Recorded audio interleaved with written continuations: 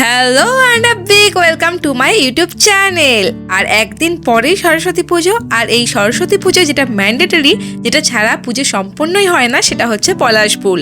এটা বানানোর জন্য আমি একটা মোল্ডিট ক্লে নিয়েছিলাম, আর তারপর হার্ডনার আর রেজিন বেসটাকে খুব ভালোভাবে মিক্সড করে নিয়ে প্রথমে ফুলের যে মেইন বেস পাপড়ি সেটা বানিয়ে নিয়েছি। এটা কিন্তু একটু মোটা করে বানাতে হবে, তো দেখো আমি শেপটা কিভাবে দিচ্ছি। এরপর এটাকে রিয়েলিস্টিক দেখানোর জন্য আমি একটা ক্লে টুল দিয়ে এখানে হালকা করে পাপড়ির ভাঁজগুলোকে দিয়ে দিচ্ছি, কিন্তু খুব বেশি দেবে না, জাস্ট হালকা হালকা করে অল্প করে দিতে হবে।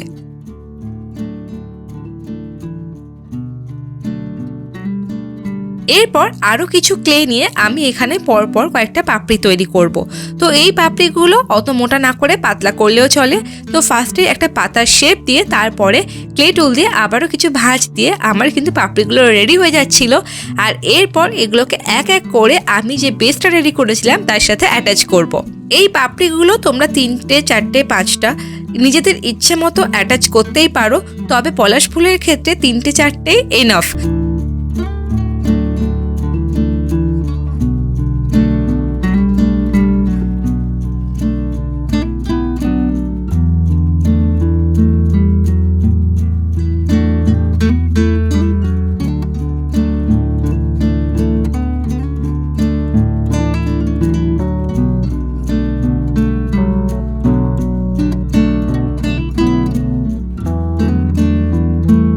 এরপর পাপড়িগুলোকে এক এক করে বসিয়ে নেওয়ার পর আমি তৈরি করব নিচের যে জয়েন্ট পার্ট সেটাকে। তো তার জন্য সামান্য একটু ক্লে নিয়ে জাস্ট হাতের সাহায্যে আলতো আলতো করে শেপটা দিয়ে আমি কিন্তু এখানে এই কুড়িটাকে বানিয়ে নিয়েছিলাম। তো এখানে বলি দেখো, যেহেতু ক্লেটা নরম ছিল তাই এটাকে কিন্তু জয়েন্টের সময় আমি এখানে ফেভিকল ইউজ করিনি। তোমরা যদি চাও তো ফেভিকল দিয়ে এগুলো অ্যাটাচ করতেই পারো। পাপড়িগুলো অ্যাটাচের পর এবার আমি ক্লেটাকে ড্রাই হতে দেবো। ক্লেটা খুব ভালোভাবে শুকিয়ে গেলে এর মধ্যে অ্যাপ্লাই করব গেসো।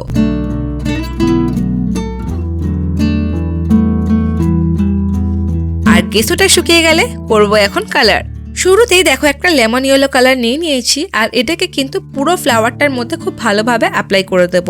এরপর অরেঞ্জ কালার দিয়ে এটার মধ্যে শেড দেব। তো চলো কালার অ্যাপ্লাই করা যাক।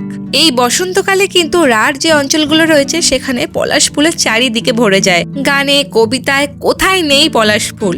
পলাশ ফুল যেন বলতে গেলে বাঙালির একটা আবেগ। এই বসন্ত পঞ্চমী আর দোল উৎসবে পলাশ ফুলে তো প্রকৃতির চারিদিকে সেজে ওঠে। এই অরেঞ্জ কালারটা অ্যাপ্লাই করার সময় কোথাও ডার্ক কোথাও লাইট, এইভাবে কিন্তু আমি পুরো ফুলটাই শেড ক্রিয়েট করব। জানো তো আগের বার বাবা পুরুলিয়া থেকে গাছ থেকে সদ্য পাড়া গোছা গোছা পলাশ ফুল এনে দিয়েছিল।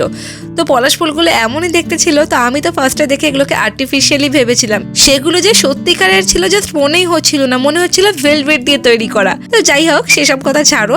তো চলো দেখো নিচের দিকে যে কুড়িটা আমি এখন সেটাই কালার করব। তো এখানে কিন্তু আমি ব্ল্যাক, ডিপ গ্রিন আর ব্রাউন কালার নিয়েছি কুড়িটাকে কালার করার জন্য। তো ফার্স্টেই কিন্তু আমি ডিপ গ্রিন ইউজ করেছি, তারপর ব্ল্যাক আর ব্রাউন মিক্সড করে এর ওপর থেকে হালকা করে অ্যাপ্লাই করেছি।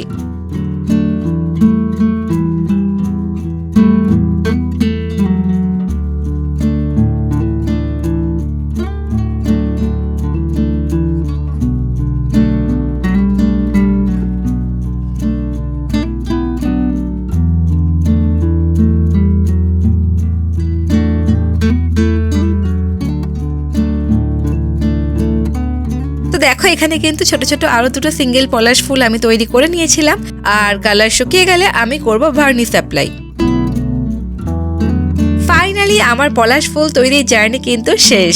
তো দেখলে কত ইজিলি এই পলাশ ফুলটা তৈরি হয়ে গেল। এটা বানানো কিন্তু খুবই সহজ। তো যদি তোমরা বানাতে চাও তো দেরি না করে বানিয়ে ফেলো। আর তার সাথে চ্যানেলে নতুন এলে সাবস্ক্রাইব করে দিও।